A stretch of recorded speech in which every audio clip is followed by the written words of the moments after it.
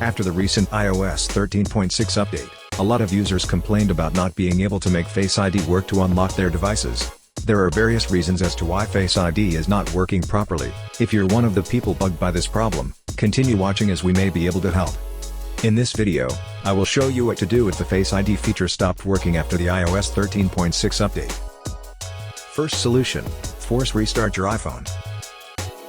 If the Face ID has been working properly prior to the update, then the problem could be just due to a pretty minor firmware issue.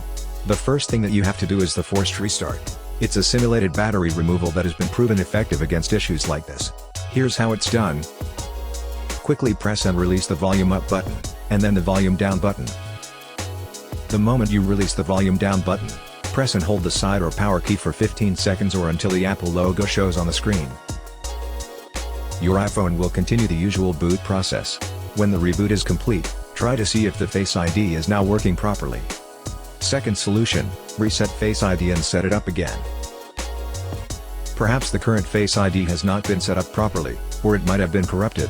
The best thing to do is to delete the existing Face ID and set it up again.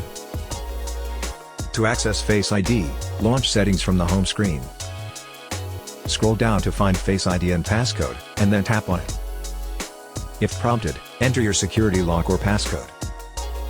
Tap Reset Face ID, but if you've already done that, touch Setup Face ID instead. Now, follow on-screen instructions to set up Face ID on your iPhone. If for some reason, Face ID still does not work properly after this, then you have no other choice but to reset your iPhone, as it can be a firmware issue. But as far as fixing minor Face ID issues is concerned, these are the only things you need to do to get your device going. I hope that this simple troubleshooting guide has been helpful. Please support us by subscribing to our channel and enabling notifications. Thanks for watching.